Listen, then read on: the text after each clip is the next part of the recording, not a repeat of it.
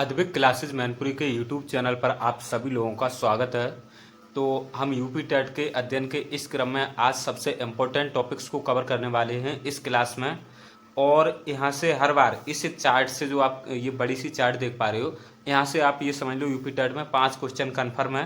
क्योंकि मैं कोई भी बात ऐसे ही नहीं करता हूँ, मैं पूरी तरीके से फैक्ट पे आधारित बात करता हूँ। देखो, ये आज हम हिंदी साहित्य को इस क्लास में करने वाले हैं और इस क्लास में जो हिंदी साहित्य करेंगे ये आपका ऑलमोस्ट कंप्लीट हो जाएगा यूपी टेट के लिए। अब मैं दिखाता हूँ साहित्य से आपके कितने क्वेश्चन आ रहे हैं। 2011 में जो पहली बार टेट हुआ तो साहित्य से एक भी क्वेश्चन नहीं पूछा गया। तो दूसरा टेट जो 2013 में हुआ था, साहित्य से 9 क्वेश्चन आए, सीधे कितने 9। और 2014 में 6 क्वेश्चन आए साहित्य से। 2015 में तो ये संख्या बढ़ के 15 तक पहुंच गई। 15 क्वेश्चन, 30 क्वेश्चन टोटल हिंदी के थे, वहां पे सिर्फ 15 क्वेश्चन साहित्य के थे। अब हो सकता आप मानो नहीं हमारी बात, तो मैं पूरी तरीके से मैंने पहले भी कहा कि मैं जो बातें जेन्युइन ओरिजिनल एक्चुअल होती हैं उन्हीं को बताता हूं। तो ये देख सकते हो प्रीवियस ईयर है। तो देखो, अब मैं आपको दिखा देता हूँ 15 क्वेश्चन कैसे आए। देखो, सबसे पहले ये देखो, यूपी टेट 2015 का है, ये प्रीवियस ईयर 2015 में हुआ।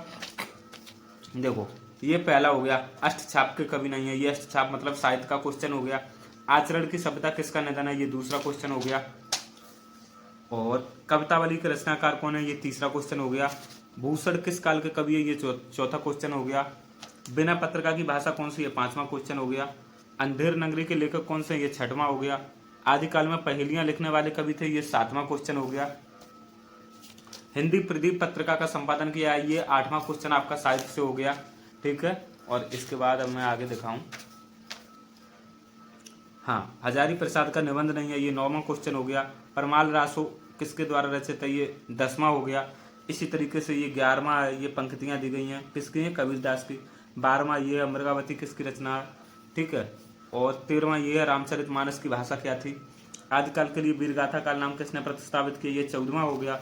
और आनंद कादम्बिनी पत्रिका के संपादक, ये 15वां क्वेश्चन हो गया। तो देख सकते हो 30 क्वेश्चन में से 15 क्वेश्चन आ चुके हैं। तो अब आप खुद समझ जाइए हिंदी साहित्य ये कितना इंपॉर्टेंट है। अब पहले मैं आपको ये बता देता हूँ, अभी आपके 15 दिन बचे हुए हैं यूपी टेट के एग्जाम में। और हो सकता है आप जब ये क्लास देख रहे हो तब आपके पास 8 से 10 दिन बचे हों, 8 से 10 दिन। तो आपको मैं ये चीज़ बताना चाहूँगा कि अगर आपके पास 7 दिन भी बचे हैं ना यूपी टेट के एग्जाम में, तो मैं आपको इतना पढ़ा दूंगा इस चैनल पे, इतनी बढ़िया पढ़ाई हो जाएगी कि आपका यूपी टेट एग्जाम क्वालिफाई हो जाएगा।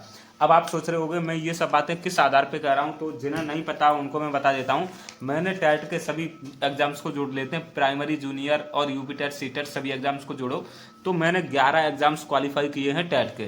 ये देख सकते हो यूपी टेट में 116 नंबर है हमारे, और रीट में 127 नंबर है 150 में से।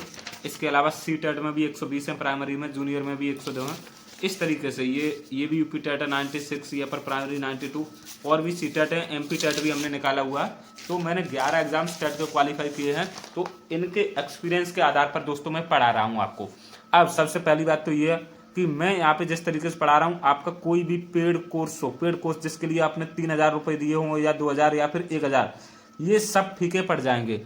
क्योंकि यहाँ पे जो मैं पढ़ा रहा हूँ इतने प्लानिंग के साथ पढ़ा रहा हूँ, ठीक है, कि आपका यूपी टेट निकलना ही निकलना है। क्योंकि यूपी टेट का जो विषय वस्तु है ये कोई बहुत ज़्यादा टफ नहीं रहती है, ठीक है, बहुत सिंपल रहती है, बस आपको प्लानिंग से पढ़ना होता है। अब मैंने क्या किया, मैं 2 वीडियो बना चुका हूँ, ये देख सकते हो।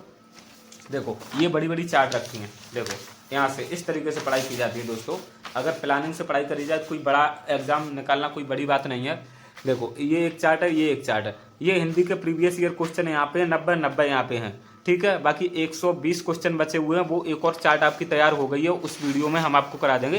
तो 3 वीडियो में आप 3 घंटे के अंदर हिंदी के 300 प्रीवियस ईयर क्वेश्चन कर लोगे। और ये क्वेश्चन ही नहीं, हमने इस तरीके से एक्सप्लेनेशन किया है कि यहाँ पे 300 क्वेश्चन करते करते आपको कम से कम 2000 क्वेश्चन तैयार हो जाएंगे, ठीक है। आप जब वो वीडियो देखेंगे तो आपको खुद समझ में आ जाएगा। अब देखो, हमने 300 PYQ हिंदी के कर लिए। अब मैंने जब PYQ लगाए तो उसके आधार पे 10 टॉपिक्स ऐसे छांटे हैं जहां पे हिंदी में हर बार 4 से 5 क्वेश्चन हर एक टॉपिक से आ रहे। तो इन 10 टॉपिक्स को मैं कल आपको वीडियो बना के पढ़ा दूंगा। कौन कौन से 10 टॉपिक, एक ये कारक है, कारक से हर बार ऐसे समझ लो 4 से 5 क्वेश्चन हर किसी भी एग्जाम, किसी भी पेपर को आप उठा के देख लेना, 4 से 5 क्वेश्चन हर बार कारक से आ रहे हैं। साहित्य से मैं बता ही चुका हूं आपको, क्या ये 2021 का 4 क्वेश्चन, और ये री एग्जाम हुआ था 2021 में, एक कैंसिल होकर री एग्जाम हुआ, वहाँ पे ये 4 क्वेश्चन आए साहित्य से। जबकि 2021 में जो कैंसिल हो गया था वहाँ पे ये देख सकते हो 1 2 3 4 क्वेश्चन यहाँ पे भी आए थे 2021 में भी। और 2019 में 1 2 3 4 5 6 क्वेश्चन आए 2019 में साहित्य से, ठीक है। और 2018 में 5, 17 में 6 और 2015 में तो 15 क्वेश्चन साहित्य से आए। तो साहित्य से हम ऐसे समझ सकते हैं 4 से 5 क्वेश्चन पक्के हैं, ठीक। उसी तरीके से कारक से 4 से 5 क्वेश्चन आने हैं, साहित्य मैंने बता दिया 4 से 5। संधि से हर बार 2 से 3 क्वेश्चन पूछे जा रहे हैं, समाज से भी दो क्वेश्चन कहीं नहीं गए। मुहावरे में 2 से 3 क्वेश्चन आ रहे हैं, मुहावरे और लोकोक्तियों से। अनेक शब्दों के लिए एक शब्द, यहाँ से भी हर बार दो क्वेश्चन तो कन्फर्म है ही मिनिमम। वर्णमाला से 1 से 2 क्वेश्चन आ रहे, 2 आ रहे, लेकिन वर्णमाला से थोड़े कम कहेंगे हम, क्योंकि वर्णमाला टॉपिक बड़ा है चैप्टर। विलोम शब्द और ये आपके पर्यायवाची तत्सम तद्भव, यहाँ से 2 से 3 क्वेश्चन आ रहे, लेकिन ये काफी ज्यादा बड़ा है, इसलिए हम तत्सम तद्भव और पर्यायवाची को अब नहीं पढ़ाएंगे, क्योंकि एक एक क्वेश्चन के लिए इतना कठिन नहीं कराएंगे। विलोम शब्द पढ़ा देंगे, ये सरल होता। उपसर्ग प्रत्यय से स्टार्टिंग में तो बहुत क्वेश्चन आ रहे थे, 6 से 7 क्वेश्चन एक एक पेपर में आ रहे थे, 8 देखे हमने। और अगर आप नहीं मानते तो हम आपको दिखा देते हैं। ये है प्रीवियस ईयर की 2011 में। देखो आप अभी छोड़ के मत जाना, वीडियो इतना इन्फॉर्मेटिव होने वाला, क्योंकि यहीं से इसी तरीके से एग्जाम निकलता है अगर आप प्लानिंग से पढ़ते हो। क्योंकि पढ़ने वाले दुनिया में बहुत डले हैं और वो 15-15, 18-18 घंटे की पढ़ाई करते हैं, लेकिन उनका एग्जाम नहीं निकलता। वहीं पे हमने देखा 4 से 5 घंटे की कोई पढ़ाई करेगा, एग्जाम क्वालिफाई कर जाएगा। तो यही तरीका होता है कि आप वो चीजें पढ़ो जो चीजें आ रही हैं, क्योंकि पढ़ने के लिए तो अथाह समुद्र, आप क्या क्या पढ़ोगे। तो मैं यहाँ पे ये चीजें बता रहा हूँ जो आ रही हैं, इसलिए वीडियो में बने रहिए। अगर आप वीडियो को छोड़ के चले जाएंगे तो कहीं ना कहीं फिर आप बाद में देखेंगे कि जब एग्जाम हो जाएगा तब आप बाद में देखेंगे ये सर जो है बहुत बढ़िया पढ़ा रहे थे। तो मैंने ये पहले ही कह दिया कि आपका पेड कोर्स जो है ना, वो भी इतने अच्छे तरीके से कोई नहीं पढ़ाएगा, और उसके साथ साथ आपको प्लानिंग भी कोई नहीं बताएगा। अगर 10 दिन भी है, अभी हम आपको 10 दिन की ऐसी प्लानिंग करेंगे कि 5 सब्जेक्ट है, 5 सब्जेक्ट निपट जाएंगे। तो मैंने क्या कहा, उपसर्ग प्रत्यय से क्वेश्चन आ रहे। तो पहला चैप्टर ये है, देखो उपसर्ग छांटिए 1 2 3, ठीक है। तो 3 उपसर्ग तो यहाँ पे आ गए, ये समास का है, ये लिपि का है, सर्वनाम का, कोई बात नहीं। अभी प्रत्यय और देखना, हमें 3 तो आ चुके हैं उपसर्ग के, ठीक है। तद्भव का है, ये पर्यायवाची का, ये संधि का है, ठीक, ये भी संधि का। और ये कारक का, कारक से तो हर बार मैंने बताया अनेक शब्दों के लिए एक शब्द का है, ये भी अनेक शब्दों के लिए एक शब्द, ये भी अनेक शब्दों के लिए एक शब्द, 3 है, ठीक है। और ये बर्तनी से है, बर्तनी अब आपको इतनी जल्दी आएगी नहीं, तो मैं बर्तनी पढ़ाऊंगा नहीं, ठीक है। और ये प्रत्यय देखो, 1 प्रत्यय, 2 प्रत्यय और 3 ये प्रत्यय से बैक टू बैक लगे, तो 6 क्वेश्चन उपसर्ग प्रत्यय से हो गए, 3 उपसर्ग से 3 प्रत्यय से, इस तरीके से। तो यहाँ पे जो टॉपिक हमने निकाले हैं, और ये अलंकार से भी 1-2 क्वेश्चन आ रहा है, रस से भी 1-2 क्वेश्चन आ रही है हर बार। तो रस में हम इनके स्थायी भाव पढ़ा देंगे, और रस 9 होते हैं वो पढ़ा देंगे, ज्यादा डीप जाएंगे नहीं। और छंद में 1 क्वेश्चन आएगा, तो उसके लिए ज्यादा हम वो करेंगे नहीं, क्योंकि हमें इस विषय के साथ साथ और भी विषय तो देखने, ऐसा तो नहीं हम सिर्फ हिंदी पे ही टाइम देते रहेंगे। तो ये 10 इंपॉर्टेंट टॉपिक मैंने निकाल दिए। अब इसके बाद मैं सीडीपी पढ़ाऊंगा या फिर संस्कृत पढ़ाऊंगा, आप जो बताओगे वो संस्कृत पढ़ाऊंगा, इन दोनों में से। फिर आपको ईवीएस कराऊंगा, उसके बाद आपको मैथ्स भी एंड में करा दूंगा। तो ये 500 सब्जेक्ट हो जाएंगे। अब देखो, मैंने आपके 300 PYQ हर एक चैप्टर के करवाने हैं, तो हर एक सब्जेक्ट के करवाने, तो वो कराएंगे डिटेल में, 1 दिन में वो हो जाएंगे। बाकी 2 दिन में हम क्या कराएंगे, इंपॉर्टेंट टॉपिक्स जो निकलेंगे उनकी थ्योरी पढ़ाएंगे आपको, ठीक है, थ्योरी। और उसके साथ साथ जब लास्ट दिन बचेगा तो मैं इन 500 सब्जेक्ट से कम 500 क्वेश्चन, या फिर अभी पहले ही हो सकता है टाइम बच जाए, तो हर एक सब्जेक्ट से 500 या फिर 1000 क्वेश्चन, इंपॉर्टेंट क्वेश्चन ये भी करवाने वाला हूं। और ये सब हम एक चीज और बता देते हैं, ये सब देख सकते हो, ये जो PDF रखी है, ये जो बड़ी बड़ी चार्ट रखी है, ये चार्ट रखी है, ये जो कुछ बन रहा है ये सब आपको PDF फॉर्म में हम प्रोवाइड भी करा रहे, ताकि आपको याद हो जाए। ये हमारे नोट्स देख सकते हो, ये सब नोट्स जो रखे हुए हैं, ये नोट्स हमने बनाए हैं। और ये अभी के नहीं, बहुत पुराने नोट्स हैं, 2019 में ही बना लिए थे, और इनको पढ़ के हम एग्जाम देते थे तो निकल जाते थे। ये आपका साइकोलॉजी का, ये EVS का, तो ये सारे नोट्स भी आपको मिल सकते हैं, इनकी सारी PDF अब आपको हम मात्र 200 रुपये में आपको दे रहे हैं। और नंबर बता देते हैं 80 77 33 59 92। चलो बस अब बात खत्म, अब हम अपने क्लास पे लौटते हैं। तो मैंने बता दिया ये सारी PDF, ये एग्जाम तक करीब मैं इसी तरीके से बनाता रहा, तो 50 से ज़्यादा इस तरीके से ये चार्ट बना देंगे, ये बड़े बड़े चार्ट जो देख रहे हो। बस यहीं से आपका पूरा यूपी टेट क्लियर हो जाएगा। बाकी मैंने पहले ही बता दिया, पढ़ने वाले बहुत डरे हैं दुनिया में, पढ़ने वाले सब एग्जाम नहीं निकाल पाते, जो हम काम का पढ़ते हैं वही एग्जाम निकालने में फ़ायदा होता। बाकी ये कंप्लीट नोट्स है, ये भी कंप्लीट नोट्स है, CDP में 167 पेज हैं, और ये सब हैंड रिटन है, ये सब आपको मिल जाएंगे। और बहुत मिनिमल कॉस्ट में, सिर्फ 200 रुपये में ये नंबर है 80 77 33 59 92 करके आप ले सकते हो। चलो अब आपके 10 मिनट हो गए और ये देखो हमने किस में लगाए, आपको पूरी प्लानिंग समझाई है, उसमें 10 मिनट लगे। मैंने कोई अपना बहुत ज़्यादा ऐड नहीं किया, बहुत ज़्यादा आपका टाइम वेस्ट नहीं किया, क्योंकि हमारे पढ़ाने का जो तरीका आपको आपके एग्जाम पास में मैं नहीं चाहता आपका बिल्कुल भी टाइम वेस्ट हो। तो चलो साहित्य को हम देख लेते हैं। सबसे पहले साहित्य से कहाँ से क्वेश्चन बन सकते हैं, यहीं से आ जाएंगे आपके पूरे पास। बाकी जो पेड स्टूडेंट है उनको हम दे देंगे, वहाँ पे कुछ और 1-2 PDF उतने में खत्म हो जाएगा साहित्य। तो हम 5 क्वेश्चन के लिए अपनी इस क्लास को शुरू करते हैं और मेरी पूरी कोशिश होगी कि 1 घंटे से पहले खत्म कर दें, और 1 घंटे से पहले बहुत पहले खत्म हो जाएगी ये।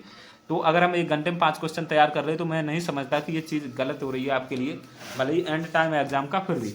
चलो सबसे पहले हम कुछ यहाँ से 10, 11, 12 हमने ये लिए हैं। ये क्वेश्चन टाइप हैं, एक शब्द के लिए एक शब्द में आंसर है, उनको याद करिए। हिंदी का प्रथम कवि सरहपा को कहा जाता है। किसको कहा जाता है? सरहपा को। और हिंदी की प्रथम रचना क्या है? तो हिंदी की जो प्रथम रचना वो है श्रावकाचार। क्या है? श्रावकाचार। और ये किसने लिखी है? ये देवसेन ने लिखी है। श्रावकाचार को किसने लिखा? देवसेन ने। 1 मिनट, हाँ अब सही है। हिंदी का प्रथम कवि सरहपा, ये आदिकालीन कवि हैं। ठीक है, अभी हम इनमें सब बताएंगे। ये इस तरीके से शायद ही आपको कोई पढ़ाए जिससे आपके सारे डाउट क्लियर हो। हमने यहाँ आदिकाल लिया है, काल विभाजन किया, आदिकाल, भक्तिकाल, रीतकाल, आधुनिक काल। उसके साथ साथ इसमें मैंने यहाँ पे ये भी किया आधुनिक काल को किन किन कालों में बांटा। भारतेंदु युग, द्विवेदी युग, छायावादी युग, छायावादोत्तर युग। ये छायावादोत्तर युग 3 पार्ट में बटा हुआ है। इस तरीके से खत्म। ऐसे समझ लो कि अगर आपको कोई कायदा से पढ़ाए ना सीक्वेंस में, तो आप बहुत अच्छा पढ़ जाओगे। बस ये है कि पेड कोर्स वाले भी, ये बड़ी बड़ी कोचिंग वाले भी आपको पढ़ाना इसलिए नहीं चाहते क्योंकि आपका सिलेक्शन हो जाएगा, फिर दोबारा कोर्स कैसे लोगे आप उनका। ठीक है, और बिल्कुल बेसिक से बताते भी नहीं। चलो, तो हिंदी का प्रथम कवि सरहपा है। सरहपा हैं, सॉरी है नहीं है, किसी के लिए भी आदर्श सूचक वाक्यों का प्रयोग करना चाहिए हमें। हिंदी की प्रथम रचना क्या है? श्रावकाचार, ये देवसेन ने लिखी है। ठीक है, और एक शब्द रसायन रचना है, वो देव ने लिखी है। आगे देखते हैं, हिंदी का प्रथम महाकवि कौन है? प्रथम महाकवि तो ये चंद्रवरदाई है। चंद्रवरदाई ने पृथ्वीराज रासो लिखा है। तो बाकी आप पृथ्वीराज चौहान के बारे में जानते ही होंगे, जिन्हें वो मोहम्मद गोरी ले गए थे। फिर उन्होंने चंद्रवरदाई ने कहा था कुछ ऐसा, 9 अंगुल ऊपर बैठा सुल्तान, ऐसा कुछ कहा था। तो उन्होंने तीर चला दिया था जिससे उनकी वो पृथ्वीराज मोहम्मद गोरी मारा गया था। तो ये वही चंद्रवरदाई है, पृथ्वीराज चौहान के दरबार में ये रहते थे चंद्रवरदाई। तो ऐसे आप याद कर लो, चंद्रवरदाई क्या लिखेंगे? पृथ्वीराज रासो लिखेंगे। तो हो गया प्रथम महाकवि कौन? चंद्रवरदाई। उन्होंने क्या लिखा? पृथ्वीराज रासो। ये कई एग्जाम में पूछा जा चुका, सैकड़ों एग्जाम में। हिंदी का प्रथम महाकाव्य क्या है? तो हिंदी का प्रथम महाकाव्य पृथ्वीराज रासो है। वही प्रथम महाकवि अगर चंद्रवरदाई होंगे तो प्रथम महाकाव्य क्या होगा? ये पृथ्वीराज रासो, जो चंद्रवरदाई ने लिखा। हो गया होगा, मुझे उम्मीद ऐसी है। ठीक है, सबसे पहले आप स्क्रीनशॉट ले लो इसका, क्योंकि बाद में भूल ना जाए। सबसे पहले आप इसका स्क्रीनशॉट ले लो, पढ़ते रहना, क्योंकि पेड बच्चों के पास PDF जाएगा, और जो पेड नहीं है, जिन्होंने 200 नहीं पे किया, तो वो अपना स्क्रीनशॉट ले लें। एंड टाइम में मैं ये चाहता हूँ सबका यूपी टेट क्लियर हो जाए। यूपी टेट इतना टफ एग्जाम है ही नहीं, क्योंकि मैंने बड़े आराम से 15-15 दिन पढ़ के 116, 120 से ऐसे स्कोर किया, ऐसे समझ लो। तो खड़ी बोली हिंदी के प्रथम कवि कौन है? खड़ी बोली। तो खड़ी बोली के अगर प्रथम कवि आएंगे तो अमीर खुसरो हैं ये। और अमीर खुसरो मैं बता देता हूँ, उत्तर प्रदेश के एटा कासगंज के पटियाली नामक जिले से बिलोंग करते थे। इनके गुरु निजामुद्दीन औलिया थे। चलो, तो अमीर खुसरो, और ये अमीर खुसरो वही है जो पहेलियों और मुकरियों के लिए जाने जाते थे। ठीक है, खड़ी बोली हिंदी के प्रथम कवि तो अमीर खुसरो हो गए। तो खड़ी बोली हिंदी के प्रथम महाकवि कौन है? तो महाकवि हो जाएंगे हरिऔध। कौन? हरिऔध। इनका पूरा नाम है सच्चिदानंद नहीं, अयोध्या सिंह उपाध्याय हरिऔध। ठीक है, और ये कुछ कवि है जिनके उपनाम पूछ लिए जाते हैं। तो अयोध्या सिंह उपाध्याय हरिऔध का एक बहुत फेमस महाकाव्य क्या है? प्रिय प्रवास। कई बार पूछा गया, कई बार, अब मैं कहूँ सैकड़ों नहीं, सैकड़ों से भी ज्यादा बार पूछा गया। तो इनका पूरा नाम हरिऔध का क्या है? अयोध्या सिंह उपाध्याय हरिऔध। याद कर लेना आप। ठीक है, बाकी एक है सच्चिदानंद हीरानंद बातस्यायन अज्ञेय। उनका पूरा नाम ये है, सच्चिदानंद हीरानंद बातस्यायन अज्ञेय। ये पूछा जा सकता। तो खड़ी बोली हिंदी के प्रथम महाकवि कौन है? हरिऔध। और खड़ी बोली हिंदी के प्रथम कवि अमीर खुसरो। ठीक है, खड़ी बोली हिंदी का प्रथम महाकाव्य किसने लिखा? अब देखो, खड़ी बोली की जब बात करी जा रही है तो ये दोनों आएंगे। अगर हरिऔध है तो हरिऔध का ही महाकाव्य है प्रिय प्रवास। अभी मैंने बताया था प्रिय प्रवास, तो ये इनका। जैसे अगर देखो, अब मैं बताऊं, खड़ी बोली हिंदी का प्रथम कवि पूछा जाएगा तो अमीर खुसरो, और प्रथम महाकवि पूछा जाएगा तो हरिऔध, और प्रथम महाकाव्य तो हरिऔध का ही है। ये प्रिय प्रवास याद कर लो अभी, क्योंकि ये आ सकता है, कई सारे एग्जाम से पूछा गया। प्रिय प्रवास किसकी रचना? अयोध्या सिंह उपाध्याय हरिऔध की रचना है। ठीक है, चलो इसको मैंने कैसे याद किया था, मैं अपनी ट्रिक से बता देता हूँ। जब मैं पढ़ाई करता था उस दौर में मैंने ऐसे किया था। देखो, अयोध्या सिंह उपाध्याय हरिऔध। ठीक है, चलो तो अब यहाँ पे अयोध्या आ रहा, अयोध्या तो अयोध्या से कौन रिलेट करता है, राम जी। ठीक है, राम जी, और राम जी के साथ सीता जी। ठीक है, सीता जी। तो अब मैं ऐसे करूंगा कि अयोध्या से रिलेट राम जी कर रहे, राम जी के साथ सीता जी हैं, तो सीता जी को राम जी बहुत प्रिय थे। क्या थे, प्रिय थे। तो प्रिय से मैंने याद कर लिया प्रिय प्रवास, प्रिय प्रवास याद कर लिया। जब मैं अयोध्या सुनता हूं तो अयोध्या से राम और सीता जी आते हैं, सीता जी को प्रिय कौन थे, राम जी, तो प्रिय प्रवास मैंने याद कर लिया। तो अयोध्या सिंह उपाध्याय हरिऔध का कौन सा, प्रिय प्रवास, ऐसे याद कर लो। ठीक है, थोड़ी सी आपको वो लगानी पड़ती है, दिमाग में सेटअप बैठाना पड़ता है, फिर हमेशा के लिए याद हो जाते हैं ये। हिंदी की प्रथम कहानी, और अभी तो हमारे पास टाइम कम है, टेट को मैं पढ़ा रहा हूँ, टाइम कम है और मुझे बहुत कम टाइम मिला, 15 से 20 दिन ही पढ़ाने के लिए मिले। अगर यही टेट को पढ़ाने के लिए हमें 3 महीने मिल जाते, अगर मैं पहले से पढ़ा रहा होता आपको ऑनलाइन, ऑफलाइन तो पढ़ाता हूँ, ऑनलाइन पढ़ा रहा होता, तो 3 महीने में आपकी हिंदी, मैथ, सीडीपी ऐसे तैयार करा देता बिल्कुल बेसिक से, कि एक एक चीज आपको हो जाती क्लियर। ठीक, तो हिंदी की प्रथम कहानी इंदुमती है। कौन सी कहानी, पूछा जा चुका कई एग्जाम में। तो हिंदी की प्रथम कहानी क्या है, इंदुमती, और इसको किसने लिखा, किशोरी लाल गोस्वामी ने लिखा। ठीक है, याद कर लो, ये लेखक है और ये कहानी है इंदुमती, इंदुमती। हिंदी के प्रथम गीतकार कौन है, गीतकार, तो गीतकार ये विद्यापति हैं, विद्यापति। इन्होंने कीर्ति लता लिखा है, कीर्ति पताका लिखा है, इस तरीके से कई सारी रचनाएं करी हैं। और ये मैथिली भाषा के लिए फेमस है, विद्यापति मैथिली भाषा में लिखते थे। बाकी हमने हिंदी के 2 और वीडियो बना रखे हैं, उनको जरूर देखिए, PYQ हैं, 1-1 घंटे के हैं, तो आप थोड़ा सा फास्ट करके भी देख सकते हो। प्रथम में 1 से लेकर 90 PYQ हैं, द्वितीय में 91 से लेकर 180 तक हैं। तो ये सिर्फ क्वेश्चन मत समझना, पूरे पूरे टॉपिक हमने एक्सप्लेन किए हैं। हाँ, हिंदी के प्रथम गीतकार विद्यापति। प्रथम विश्व हिंदी सम्मेलन कहाँ हुआ, ये 1975 नागपुर में हुआ था। इतना तो याद करो, क्योंकि कई हिंदी सम्मेलन हो चुके हैं, पहला तो याद कर लो, नागपुर 1975। हिंदी का प्रथम मौलिक उपन्यास कौन है, तो ये मौलिक उपन्यास है, उपन्यास ऐसे पूछे जाए तो परीक्षा गुरु है। और परीक्षा गुरु किसने लिखा, लाला श्रीनिवास दास जी ने लिखा, लाला श्रीनिवास दास ने। हिंदी की प्रथम एकांकी क्या है, एकांकी एक गूंठ है, ये जयशंकर प्रसाद की है। और जयशंकर प्रसाद छायावाद के प्रवर्तक हैं, जनक है, ऐसे समझ लो। जयशंकर प्रसाद ने कई सारी रचनाएं लिखी हैं, एक गूंठ लिखा है, चंद्रगुप्त, स्कंदगुप्त, राजश्री और झरने वगैरह कई सारी उन्होंने लिखी हैं, और ये पूछी भी जाती हैं जयशंकर प्रसाद की। ठीक है, और हिंदी के प्रथम समाचार पत्र ये उदंत मार्तंड है, ये तो सबको पता ही होगा, कलकत्ता से प्रकाशित होता था ये। ठीक है, तो ये 13 पॉइंट है, इनका आप स्क्रीनशॉट अभी ले लो और कर लेना। बाकी एक बार फिर मैं रिवाइज कर देता हूँ। हिंदी का प्रथम कवि सरापा है, हिंदी की प्रथम रचना श्रावकाचार्य जो कि देवसेन ने लिखी है। हिंदी के प्रथम महाकवि चंद्रवरदाई है, और महाकवि चंद्रवरदाई है तो महाकाव्य कौन हो जाएगा, चंद्रवरदाई का लिखा हुआ पृथ्वीराज रासो। खड़ी बोली हिंदी के प्रथम कवि अमीर खुसरो हैं, अमीर खुसरो ये वही है निजामुद्दीन औलिया के शिष्य एटा पटियाली के। खड़ी बोली हिंदी के प्रथम महाकवि कौन है, हरिऔध है, इनका पूरा नाम हरिऔध का पूछा जा सकता है, अयोध्या सिंह उपाध्याय हरिऔध है। खड़ी बोली हिंदी का प्रथम महाकाव्य, प्रथम महाकवि हरिऔध है तो प्रथम महाकाव्य इनका ही होगा, तो इनका क्या है, प्रिय प्रवास है। प्रथम कहानी इंदुमती है, बहुत से लोगों को पता है, जिन्हें नहीं पता याद कर लो। प्रथम गीतकार विद्यापति है, ये इंपॉर्टेंट है, नहीं देखो नहीं आएगा, किसी भी कीमत पे लिख दिया था मैंने। प्रथम विश्व हिंदी सम्मेलन इंपॉर्टेंट है, नागपुर 1975 में आया। प्रथम उपन्यास पूछा जा चुका कई परीक्षा में, परीक्षा गुरु है। ठीक है, लाला श्रीनिवास दास ने। प्रथम एकांकी एक गूंठ, प्रथम समाचार पत्र उदंत मार्तंड, और ये तो सैकड़ों नहीं हजारों बार क्वेश्चंस में पूछा जा चुका विभिन्न परीक्षाओं में, प्रथम समाचार पत्र उदंत मार्तंड है। चलो अब हम आगे बढ़ते हैं। मैं ऐसी उम्मीद करता हूँ आपको समझ में बहुत अच्छे तरीके से आ रहा होगा। अब हम काल विभाजन देख लेते हैं, क्योंकि अगर हम किसी विषय को पढ़ रहे हैं तो हमारे दिमाग में स्पष्ट रूपरेखा होनी चाहिए कि कब क्या चीजें हुई। तो सबसे पुराना देखो, अपने यहाँ जो लिखित विवरण करीब यहीं से मिलने लगता है, बल्कि मिलता तो इससे पहले भी है, जो कौटिल्य वगैरह ने लिखा है ईसा पूर्व 300 ईसा पूर्व 500 ईसा पूर्व। लेकिन हिंदी के विषय में वो इतिहास के विषय में चली जाती हैं। कौटिल्य ने जो अपना वो लिखा है अर्थशास्त्र वगैरह, वो इतिहास के विषय में फिर हम पढ़ते हैं उनको। लेकिन हिंदी के विषय में हम यहाँ से पढ़ेंगे जो 1000 ईस्वी के आसपास का समय था। 1000 ईस्वी मतलब अभी 2025 चल रहा, कितना 2025, तो 1000 साल पहले। ठीक है, 2025 से 1000 साल पहले जाएंगे तो 1025 चलेगा। तो 1025 से मतलब 1000 साल पहले से हम हिंदी का इतिहास पढ़ने लगते हैं। तो 1050 से 1375 ईस्वी तक आदिकाल चलता। क्या आदिकाल? आदिकाल का एक नाम वीरगाथा काल है। इसके अलावा इसके बहुत सारे नाम है। कोई इसे बीज वपन काल कहता, कोई सिद्ध सामंत काल कहता, कोई चारण काल कहता, कोई आरंभिक काल कहता, लेकिन आदिकाल फेमस है। आदिकाल का जो समय है ये 4 काल है, हिंदी का जो विभाजन है काल विभाजन ये 4 काल है। कैसे? अभी आप इतना याद करो, आदिकाल, भक्तिकाल, रीतिकाल और आधुनिक काल, बस ये 4 याद करो। आदिकाल, भक्तिकाल, रीतिकाल, आधुनिक काल, ये आपने पढ़े होंगे।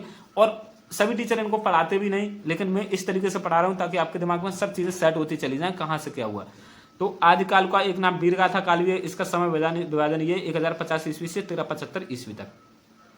भक्ति काल को हम पूर्व मध्यकाल कहते हैं, जबकि रीति काल को हम उत्तर मध्यकाल कहते हैं, ठीक है। और आधुनिक काल को हम गद्य काल कहते हैं। तो आदिकाल 1050 से 1375 ईस्वी, भक्ति काल 1375 ईस्वी से 1700 ईस्वी तक, 1700, ठीक है। आप समझ रहे हैं ना, ये अंग्रेजों के आसपास का समय है करीब। और रीतिकाल मतलब उत्तर मध्यकाल 1700 1900 ईस्वी तक, ठीक है। 1700 से 1900 ईस्वी तक ये रीतकाल चला, और 1900 ईस्वी से अब तक क्या चला, ये आधुनिक काल चल रहा अब, ठीक है। अब हम एक चीज ये बता देते हैं, ये कई बार टेट में भी आ चुका है। आदिकाल के कुछ उपनाम हैं, ये जो आदिकाल है इसको अपने अपने अनुसार कई कवियों ने, कई लेखकों ने अपने अपने अनुसार आदिकाल का नाम बताया है। तो आदिकाल जो हम कहते हैं ये हजारी प्रसाद द्विवेदी ने नाम दिया था, ठीक है, आदि हजारे। तो आदिकाल को हजारी प्रसाद द्विवेदी ने नाम दिया था। वीरगाथा काल, कई पेपर में पूछा जा चुका है कि आदिकाल को वीरगाथा काल का नाम किसने दिया, तो ये आचार्य रामचंद्र शुक्ल ने दिया। ये मैंने ऐसे याद किया था क्योंकि आचार्य रामचंद्र शुक्ल जो थे, मतलब राम यहाँ आ रहे हैं ना, तो राम वीर थे। राम कैसे थे, यहाँ से मैंने राम निकाला और राम यहाँ से वीर निकाला, तो वीर गाथा काल मतलब वीर कौन थे, राम थे। तो आचार्य रामचंद्र शुक्ल मैंने याद कर लिया था, ठीक है। ये ऐसे किया था। आदि हजारे मतलब याद काल हजारी प्रसाद द्विवेदी का।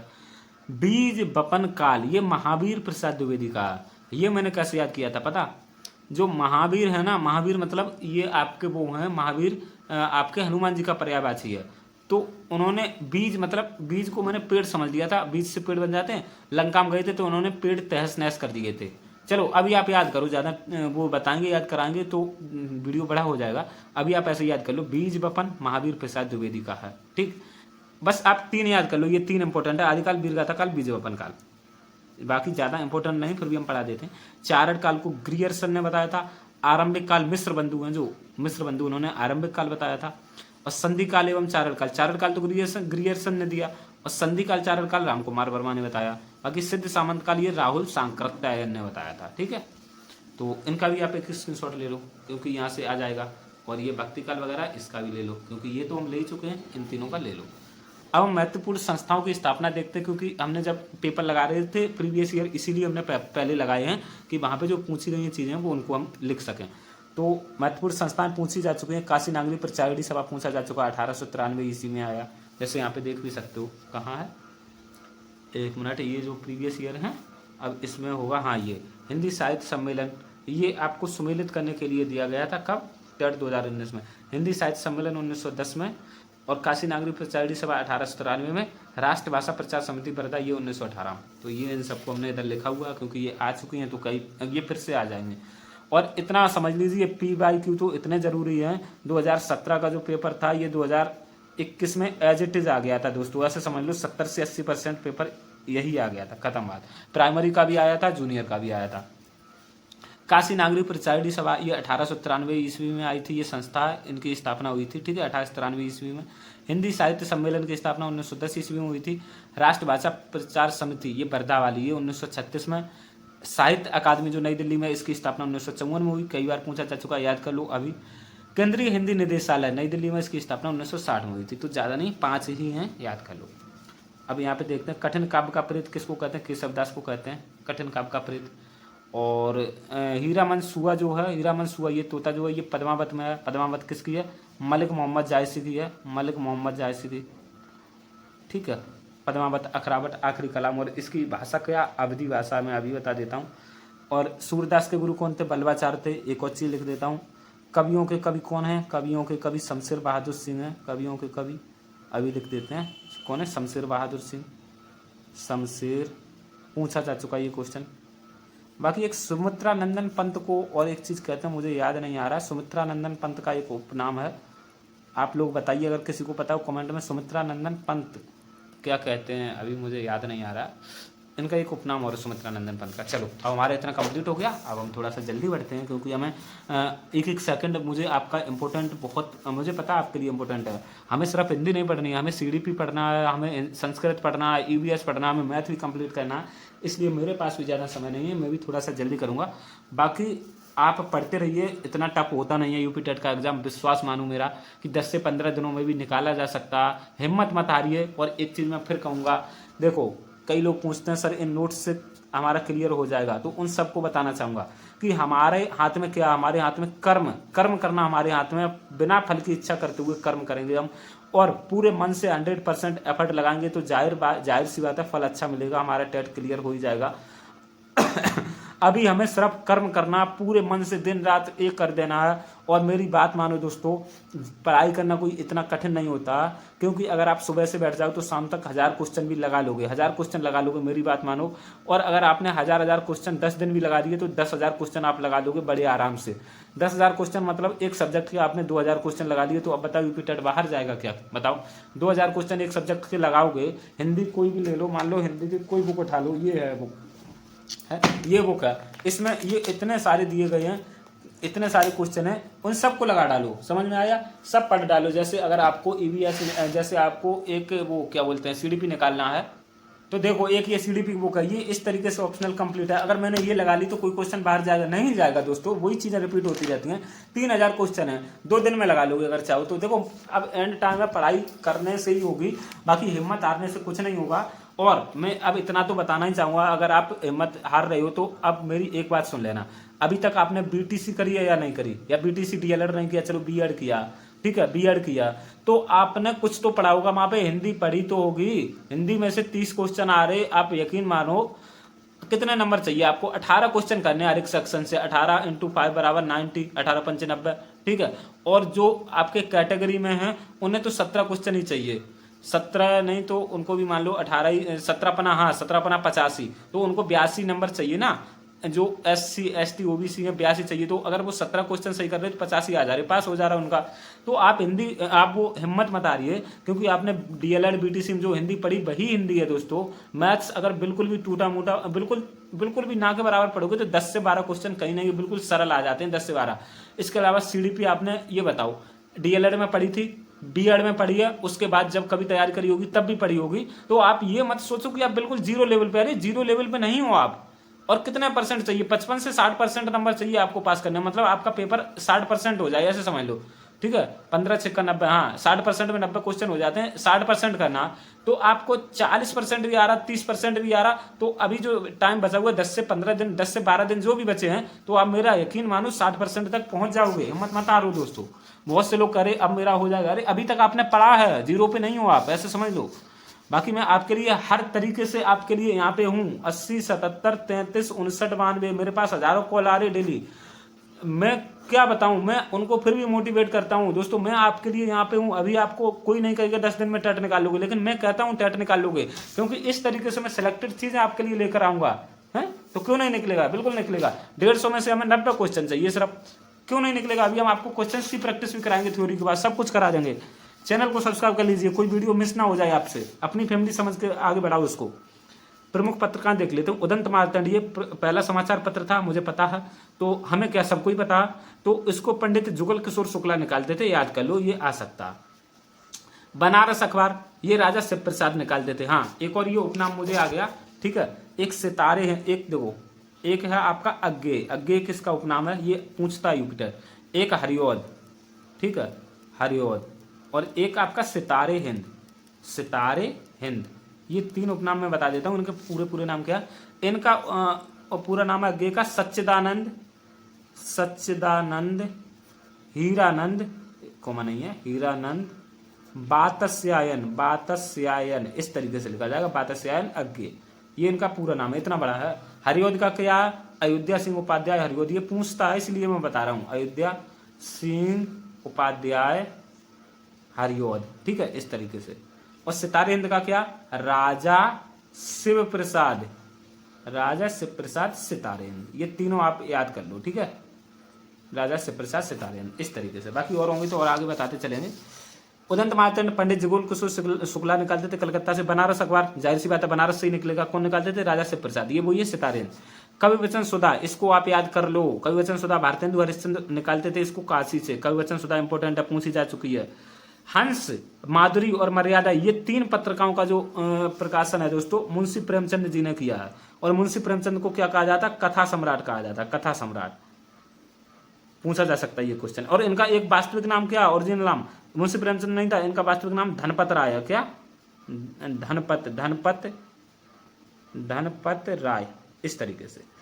तो इनकी 3 पत्रिकाएं, हंस, माधुरी, मर्यादा। बाकी हिंदी प्रदीप कई बार पूछा जा चुका, यूपी टेट में ही पूछा जा चुका। हिंदी प्रदीप बालकृष्ण भट्ट की है, ये प्रयागराज से निकलती थी। आनंद कादम्बनी, ये भी कई बार पूछी जा चुकी है। प्रीवियस ईयर देखना आप, जब हमने लगवाए थे वहां पे आ रहा था ये बार बार। ये बद्री नारायण चौधरी प्रेमधन की है, बद्री नारायण चौधरी प्रेमधन की। और सरस्वती पत्रिका का प्रकाशन 3 लोगों ने किया, चिंतामणि घोष ने किया, श्याम सुंदर दास ने किया। लेकिन जो फेमस हुए वो महावीर प्रसाद द्विवेदी हुए। 1903 से 1920 तक उन्होंने सरस्वती नामक पत्रिका का प्रकाशन किया था महावीर प्रसाद द्विवेदी ने।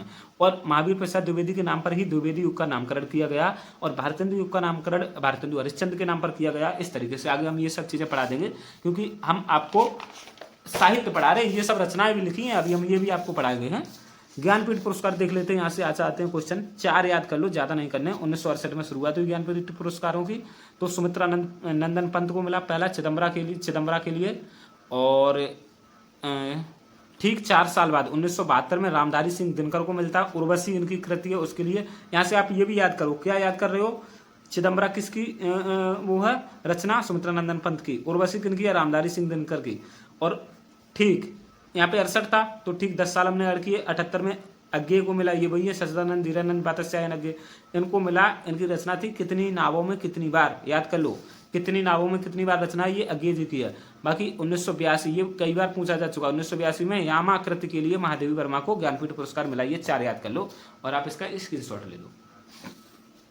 अब हम साहित्य अकादमी पुरस्कार को देखते हैं। पहले ये ज्ञानपीठ पुरस्कार देखे, अब ये साहित्य अकादमी पुरस्कार देखते हैं।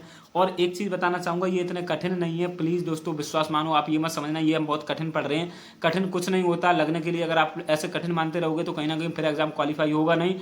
और यकीन मानो दोस्तों, ये जो हिंदी आदित्य प्रकाशन है, ये आदित्य पब्लिकेशन, ये हमारे पास पुरानी वाली थी। और उसके तो अब सारे पेज भी अलग अलग हो गए। ये मैंने पेज फर्स्ट से लेकर पेज लास्ट तक रट दी थी, ऐसे समझ लो। तो अगर हम कुछ भी करेंगे तो हमें थोड़ा ऑर्डिनरी करना होगा, तभी हमारे एग्जाम्स निकलते हैं। बाकी अगर आप ये सोचो कि 5-5, 10-10 मिनट पढ़ के निकल जाए तो ऐसा संभव नहीं है। देखो दोस्तों, ये मिल भी गई है। ये इस तरीके से कुछ अलग अलग हो गई थी, पेज भी यहाँ से निकल गए हैं। और ये हमारी पुरानी थी। तो मैंने पहले ही बता दिया कि जितना ज़्यादा पढ़ोगे उतना ज़्यादा अच्छा है। देखो ये सब चीज़ें हमारी क्लियर थी, तो मैं इसलिए आपको दिखा रहा हूँ ताकि आप भी पढ़ो उनको। देखो ये सब इस तरीके से मैंने याद कर लिया था, ये पूरा साइड। मैं इसलिए कह रहा हूँ, मैं नहीं चाहता कि आप कम मेहनत में आप ये सोचो रिजल्ट अच्छा आ जाए। मेहनत कराएंगे हम आपको। अभी ये आपका टेट पास करा दें, फिर सुपर टेट मतलब एस टेट, और आपका एक एग्जाम होता है सी टेट। ये 2 एग्जाम लगे, इसमें हम मेहनत कराएंगे और सब चीज़ें क्लियर करा देंगे आपको। चलो अब हम वापस विषय वस्तु पर लौटते हैं और थोड़ा सा जल्दी करते हैं क्योंकि थोड़ा टाइम ज़्यादा लग रहा है। हाँ, जो भी चीज़ें हमारे द्वारा बताई जा रही हैं वो एकदम जेन्युइन है और वो कहीं ना कहीं आपके एग्जाम में आने वाली हैं। और इसके अलावा अगर हम थोड़ी सी भी अगर आपसे बात कर रहे हैं तो हम कहीं ना कहीं आपको मोटिवेट ही कर रहे हैं कि हाँ आप 8 से 10 दिन में एग्जाम निकाल सकते हो। और पढ़ाई करने का तरीका क्या होता है, ये सब चीज़ें हम आपको बता रहे। और आपने देखा भी होगा कि मैं कोई फालतू बात उतनी देर से भी कर ही नहीं रहा। चलो अब आगे देखते हैं। ज्ञानपीठ पुरस्कार, साहित्य अकादमी पुरस्कार यहाँ से आएगा आपका। 1955 में माखनलाल चतुर्वेदी को हेमंतरंगिनी के लिए मिला, ठीक है। और 1960 में सुमित्रा नंदन पंत को कला और बूढ़ा चांद के लिए मिला, ऐसे ही याद कर लो। 1963 में अमृत राय को मिला कलम का सिपाही। तो ये जो रचना ये बहुत इंपॉर्टेंट है। कलम का सिपाही किसने लिखी है? तो ये अमृत राय जी ने लिखी है और ये मुंशी प्रेमचंद के ऊपर लिखी है। मुंशी प्रेमचंद को उन्होंने कलम का सिपाही बताया था 1963 में। इस पे इन्हें पुरस्कार भी मिला। बाकी आप हेमतरंगिनी माखनलाल चतुर्वेदी की है, याद कर लो, पूछी जा चुकी है कई एग्जाम्स में। कला और बूढ़ा चांद सुमित्रा नंदन पंत की है और कलम का सिपाही अमृत राय का। आंगन के पार द्वार ये अज्ञे जी की 1964 में इन्हें मिला। और निराला की साहित्य साधना, ये भी रचना कई बार पूछी जा चुकी है, ये रामविलास शर्मा की है। आगे बढ़ते हैं। देवदास उपन्यास पर 3 फिल्में बन चुकी हैं। तो देवदास उपन्यास इंपॉर्टेंट है, किसने लिखा ये याद करना। तो ये शरत चंद्र चट्टोपाध्याय जी ने लिखा है। शरत चंद्र चट्टोपाध्याय ने देवदास उपन्यास लिखा है। राष्ट्र कवि कौन है? रामधारी सिंह दिनकर है। लेकिन गांधी जी के द्वारा पूछे गांधी जी ने किसे ये सम्मान दिया? तो मैथिली शरण गुप्त को दिया उन्होंने, ठीक। अब देखो यहाँ पे कुछ इंपोर्टेंट रचना महादेवी वर्मा की देख लेते हैं। रश्मि, नीरजा, निहार, ये सांदगीत, यामा, गुल्लू, मेरा परिवार, ये महादेवी वर्मा की है। और महादेवी वर्मा की एक क्वेश्चन यही आता है, यामा के लिए उन्हें ज्ञानपीठ पुरस्कार मिला 1882 में, खत्म। और महादेवी वर्मा से एक चीज और याद कर लेते हैं, ये आधुनिक युग की मीरा इनको कहा जाता है, और ये अपने यूपी में फर्रुखाबाद से रिलेट करती थी। महादेवी वर्मा फर्रुखाबाद की थी। शिव प्रसाद, ये सितारे हिंद किसका उपनाम है, ये आपका कॉमा में आएगा, इन्वर्टेड कॉमा। सितारे हिंद मैं पहले ही बता चुका हूँ, राजा शिव प्रसाद का उपनाम है, राजा शिव प्रसाद सितारे हिंद। ना भूतो ना भविष्यति, ये किसकी रचना, ये नरेंद्र कोहली की है। तो इसको मैंने ऐसे याद किया था विराट कोहली है ना, विराट कोहली, तो विराट कोहली जैसा ना कोई भूत में था ना कोई भविष्य में आएगा, ऐसे कर लिया था, ना भूतो ना भविष्यति। बाकी सचिन के प्रशंसक बुरा मत मानना, क्योंकि हो सकते हैं आपकी नजर में वो हो विराट कोहली से बड़े। चलिए हम अपने वापस विषय वस्तु पे रहेंगे। और हाँ, एक चीज और, ये चीज बताना चाहेंगे कि आप जिस भी स्थिति में हो, जिस भी जहां पे भी हो, पढ़ाई कंटिन्यू रखिए, पढ़ाई बिल्कुल मत छोड़िए। सुपर टेट कब आ जाए कुछ भी नहीं कहा जा सकता, बस एक पॉजिटिव एनर्जी के साथ हम आगे बढ़ेंगे। जिंदगी में हम जानते हैं बहुत कुछ गलत हो रहा है आपके साथ, बहुत कुछ गलत हो रहा है, चाहे वो गवर्नमेंट लेवल से देखा जाए या फिर आजकल जो परिस्थितियां बहुत गलत हैं आपके साथ। ऐसे समझ लो कि आपकी जो पीढ़ी है ये बहुत बुरी तरीके से फंस चुकी है। बाकी हम यही कहेंगे कि जितना पॉजिटिव एक छोटी सी भी आस अगर नजर आए तो उस पर बने रहिए, ठीक।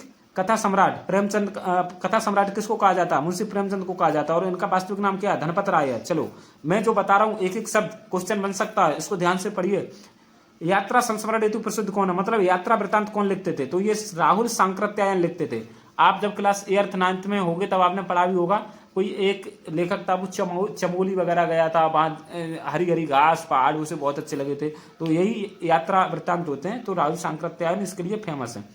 छायावाद का जनक जयशंकर प्रसाद को कहा जाता है। और एक चीज और बताते थे, छायावाद के अंतर्गत 4 लोग आते हैं, जयशंकर प्रसाद, सूर्यकांत त्रिपाठी निराला, सुमित्रा नंदन पंत और महादेवी वर्मा, बस ये 4 लोग आते हैं छायावाद के अंतर्गत। बस अभी हम आपको ये चीजें बताएंगे कि छायावाद का कब से कब तक टाइम है, ये सब चीजें इधर टेंशन मत लीजिए, बिल्कुल दिमाग में छाप देंगे। और रामचरितमानस किसकी रचना, तुलसीदास की रचना, ये हजारों बार पूछी जा चुकी है। और इसकी भाषा क्या है, रामचरितमानस की भाषा, तो ये अवधी भाषा। इसके साथ साथ तुलसीदास जो है ना, ये राम जी के वो है भक्त। और एक विनय पत्र का भी इनका ही है, तुलसीदास जी का ही, लेकिन इसकी भाषा ब्रजभाषा, क्या ब्रजभाषा विनय पत्र का लिखा। और तुलसीदास की ज्यादातर रचनाएं अवधी भाषा में लिखी गई हैं, जबकि सूरदास की ज्यादातर रचनाएं ब्रज भाषा में लिखी गई हैं। क्योंकि आप देखो अवध वाला एरिया होता है, मैं आपको ट्रिक से पढ़ाता हूं कैसे। अवध का एरिया, अवध वो उधर लखनऊ और अयोध्या साइड का एरिया, तो अवध की साइड कौन थे, राम जी थे, ठीक। तो राम के ऊपर जो लिखा जाएगा वो तुलसीदास लिखते थे। और ब्रज क्षेत्र कौन सा, ये आपका मथुरा आगरा मैनपुरी वाला, तो इधर कन्हैया जी थे, ठीक है। तो सूरदास कन्हैया के वो भक्त थे, तो इधर ब्रज क्षेत्र में ब्रज भाषा में लिखी जाएंगे, मतलब कन्हैया जो सूरदास थे वो अपनी रचनाएं इधर लिखते थे ब्रज भाषा में, क्योंकि वो कन्हैया जी के ऊपर लिखते थे। आगे आपको डिटेल में बताएंगे, हो सकता है समझ में ना आया हो, कोई बात नहीं। छायावाद के 4 स्तंभ मैंने बता दिए, जयशंकर प्रसाद, सूर्यकांत त्रिपाठी निराला, सुमित्रा नंदन पंत और महादेवी वर्मा। बाकी प्रेम सागर रचना ये कई बार पूछी जा चुकी है, लल्लू लाल की है, ठीक। अब हम इधर से देख लेते हैं ये रचना। अब ज्यादा टाइम नहीं लगेगा, अब ऐसे समझ लो 15 मिनट में सब खत्म हो जाएगा, 15 से 20 मिनट में। कामायनी कई बार पूछी जा चुकी है, जयशंकर प्रसाद की रचना, एक घूंट, कामायनी, चित्रगुप्त और इसके साथ साथ आपकी स्कंदगुप्त, अजात शत्रु, तितली, आकाशदीप, ध्रुव स्वामिनी, ठीक है, राज से, ये सब रचनाएं जयशंकर प्रसाद की हैं। मृगनयनी रचना कई बार पूछी जा चुकी है, इंपोर्टेंट है, वृंदावन लाल वर्मा की है। ये मैंने कैसे याद करी थी, मैं ट्रिक बताऊं, यहाँ से मैंने निकाला था मृग, और मृग में हिरण होता, और यहाँ से मैंने निकाला था क्या बन, तो मृग जो है ये बन में ही तो आएगा। तो मृग नैनी जब भी आती है तो मैं ऑप्शन में ढूंढता हूँ बन कहाँ पे है, तो वृंदावन में मिल जाता मुझे बन। तो मृग जो हिरण है वन में रहता है, तो मृग नैनी वृंदावन लाल वर्मा की है। कर्म भूमि, रंग भूमि और ये आपकी मंगलसूत्र, कफन, ये सब रचनाएं प्रेमचंद जी की हैं, ठीक है। कथा सम्राट है प्रेमचंद, इनके जैसा कोई लेखक हुआ ही नहीं मेरी नजर में, क्योंकि मैंने प्रेमचंद की कई सारी रचनाएं पढ़ी हैं। रश्मि रथी, तो रश्मि रथी जो है ना ये रामधारी सिंह दिनकर का है, और ये काफी ज्यादा इंपॉर्टेंट है रश्मि रथी। मैला आंचल ये फणीश्वरनाथ रेडू का कई बार पूछा भी जा चुका ये। और आंचलिक उपन्यासकार कौन है, आंचलिक रचनाएं कौन लिखते थे, फणीश्वरनाथ रेडू ही लिखते थे।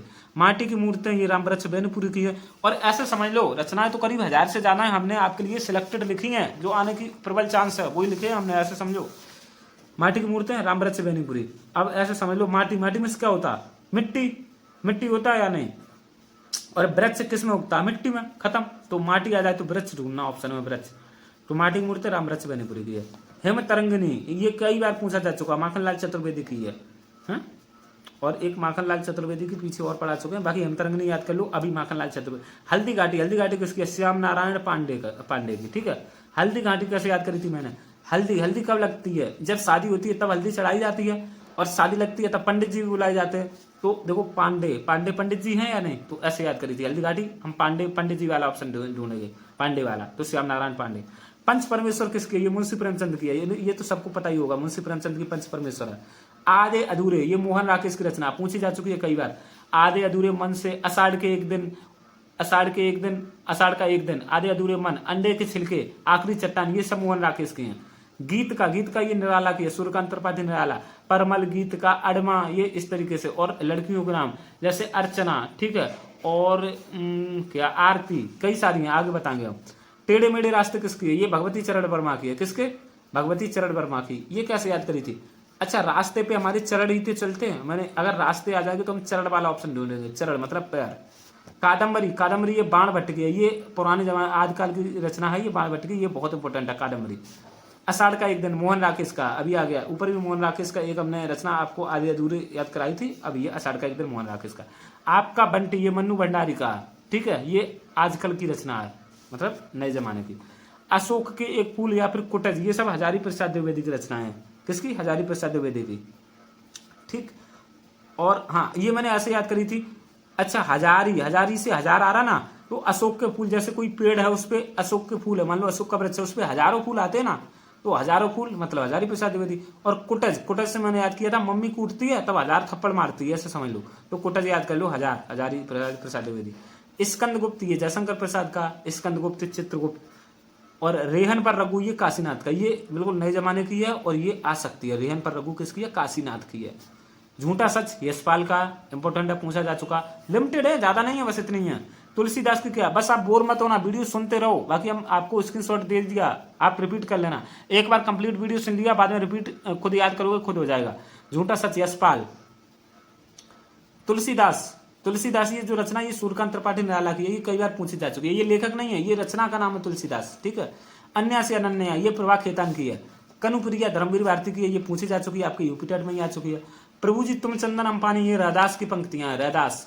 पदावली किसकी? ये विद्यापति की है, ठीक है, विद्यापति मैथिली भाषा में ये लिखी गई है, पदावली इंपॉर्टेंट है। रानी केतकी की कहानी, ये ईसा अल्लाह खां की है।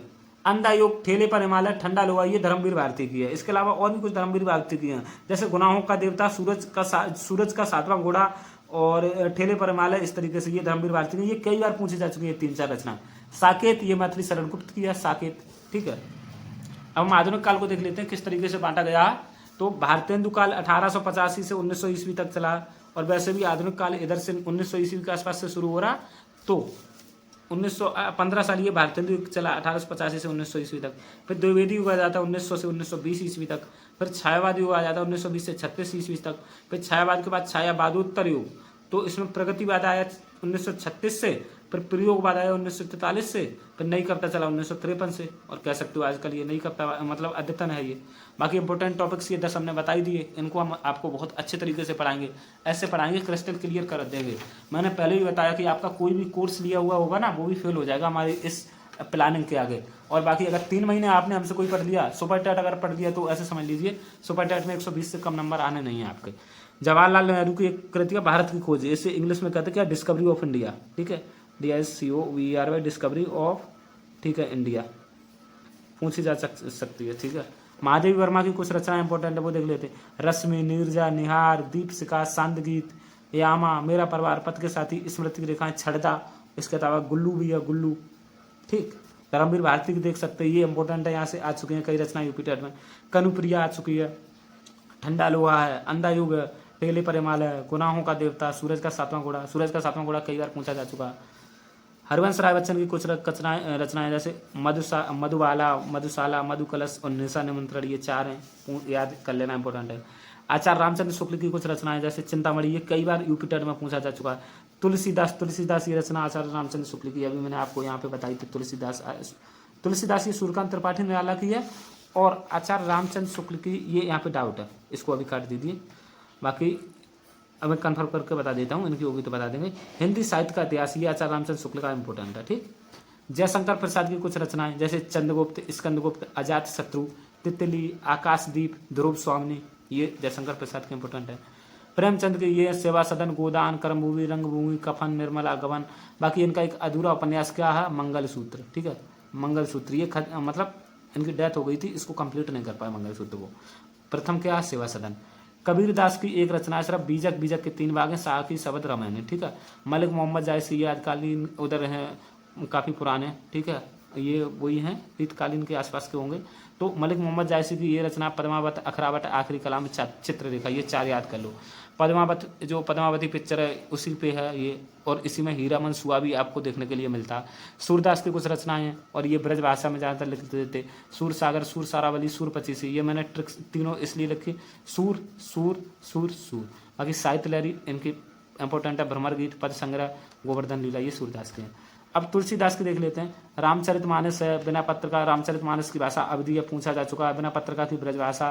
कवितावली इसकी भी ब्रजभाषा में लिखा। कवितावली, गीतावली, दोहावली, रामाज्ञा, प्रश्नावली, रामलला, नैचु, जानकी मंगल, पार्वती मंगल, हनुमान बाहु, किस तरीके से ये तुलसीदास की रचना है। ठीक है, अब ये क्वेश्चन पेपर हैं जो 2021 में साहित्य से आए हैं। सूरसागर किस भाषा की रचना है, मैंने बताया ब्रजभाषा की है। वीरों का कैसा हो बसंत किसकी कविता, सुभद्रा कुमारी चौहान की है। इसके साथ साथ इनकी एक और रचना फेमस है, पूछी जा चुकी है, बुंदेलो हरवेलों के मुँह हमने सुनी कहानी थी, कोबलड़ी मर्दानी बैतो झांसी वाली रानी थी। तद्भव पत्रिका के संपादक, ये कई बार पूछा जा चुका है, ये अखिलेश है। ये कल हमने बताया था कि तत्सम शब्द वो होते हैं जो पुराने शब्द हैं, तद्भव शब्द वो होते हैं जो नए शब्द हैं। तो तत्सम हम मुलायम सिंह जी यादव को याद किया था, और तद्भव मतलब नए जमाने के अखिलेश को याद किया था। ठीक है, तो तद्भव अखिलेश की है, और ये आपके लखनऊ से प्रकाशित होती थी। और वैसे भी अखिलेश यादव जब मुख्यमंत्री रहेंगे तो लखनऊ ही ज़्यादा रहेंगे। एक ये पंक्तियाँ, 12 बरस लो कुकर जीवे, अर 13 लो जिये सियार, और 18 बरस लो क्षत्रिय जीवे, बाकी जीवन है धिक्कार। तो ये जो पंक्तियां हैं ये जगनिक ने लिखी थी। जगनिक ये लेखक हैं, और ये इनकी पुस्तक है परमाल रासु, उसमें लिखी गई हैं। और ये आला खंड है, क्या आला खंड। बाकी आपने आला सुनी है तो बहुत अच्छी बात है। ये बुंदेलखंड एरिया में सुनते हैं, एमपी के तटवर्ती इलाकों में। ठीक है, एमपी यूपी की जो सीमा लगती है वहाँ पे आला बहुत फेमस है। और ये आला वगैरह, आला उदल उन्हीं के ऊपर है, और ये वीर रस से उत्प्रोत है। तो ये 4 क्वेश्चन 21 में आए साहित्य से, 2021 में ये 4 आए। कफन कहानी के लेखक मुंशी प्रेमचंद हैं। सूरज का 7वां घोड़ा व गुनाहों के देवता धर्मवीर भारती हैं। जूठन आत्मकथा किसकी, ये ओम प्रकाश वाल्मीकि की है। सखी पिया को जो मैं ना देखूं तो कैसे काटूं अधियां रतियां, ये अमीर खुसरो की पंक्तियां। ये 4 क्वेश्चन 2019 में ये 4 क्वेश्चन आए। मधुबाला, मधुशाला, इनका क्रम लगाना था तो इस तरीके से क्रम लगेगा। मधुशाला 1935 में लिखी है हरिवंश राय बच्चन ने, और मधुबाला 1936 में, मधु कलश 1937 में, और निशान 1938 में, इस तरीके से लिखा है। हिंदी साहित्य सम्मेलन 1910 में, इसको 2019 में इनको वर्ष सम्मिलित करने के लिए आए थे। तो हिंदी साहित्य सम्मेलन 1910 में, और काशी नागरिक प्रचार सभा 1993 में स्थापना हुई। 1893 में राष्ट्रभाषा प्रचार समिति, इसकी स्थापना 1918 में। तुलसीदास के रचनाकार कौन है, शूद्रकांत त्रिपाठी निराला हैं। ठीक है, और अन्या से अनन्या ये मन्नू भंडारी की है। प्रभु जी तुम चंदन अम्पानी ये रैदास के, कनुपुर की क्रिया ये धर्मवीर भारती के हैं। और ये सब 2019 के क्वेश्चन है, 1 2 3 4 5 6। बाकी 2018 में 5 आए, 17 में 6, 16 में 5, 2015 में 15 क्वेश्चन आए 30 में से। ठीक है, सिर्फ साहित्य से। तो टेट में कुछ कह नहीं सकते, साहित्य से इस बार कुछ कितने भी आ सकते हैं। बाकी आपका आयोग भी बदल गया, अब तो आपका जो है शिक्षा सेवा चयन आयोग वो कराएगा। तो ये हमारी कंप्लीट होती है आज की इस वीडियो में, यही रहेगा। अब आपको एक और वीडियो मिलेगी, कौन सी मिलेगी, हिंदी के PYQ। ठीक है, तो एक वीडियो में हमने 1 से लेकर 90 कराए हैं, दूसरे वीडियो में 91 से लेकर 180 कराए हैं। अब जो लास्ट वीडियो रहेगी 181 से 300 और ख़त्म हिंदी के। और ये हमने इस तरीके से आज साहित्य आपको करा दिया, और ये जो 10 टॉपिक हैं ये हम आपको कल करा देंगे। बाकी फिर हिंदी के 1000 क्वेश्चन कराएंगे, तो मुझे नहीं लगता हिंदी यहाँ से बाहर जाएगी आपकी टेट में। ठीक है, तो आज के इस वीडियो में इतना ही। बाकी ये जो नंबर है ये सारे नोट्स ले सकते हो, ये सारी हम जो PPT बना रहे हैं ये देख सकते हो, ये जो सब बनी हुई हैं। इसके अलावा जो हमारे कंप्लीट हैंडरेटेड नोट्स हैं, कुछ टाइप भी हम बता दें, और 1-2 कोचिंग के भी हैं। ठीक है, क्योंकि हमारी PDF करप्ट हो गई तो हमने दूसरी कोचिंग के दिए। तो ये सब आपको सिर्फ 200 रुपये में मिल रहा, और ये एंड टाइम पे आपको बहुत हेल्प करेगा, समझ लो। 5 दिन 4 दिन बचे होंगे तब आप इन्हीं से रिवीजन करोगे, बाकी लंबे लंबे नोट्स से नहीं कर सकते हो। चैनल को सब्सक्राइब कर दीजिए, वीडियो को लाइक कर दीजिए, अपने दोस्तों तक जरूर भेजिए वीडियो को, और हमारे लिए एक मोटिवेशनल कमेंट भी कर दीजिए, जिससे हम आपके लिए और ज़्यादा विषय वस्तु ला सकें। आज के इस वीडियो में इतना ही, मिलते हैं कल। धन्यवाद।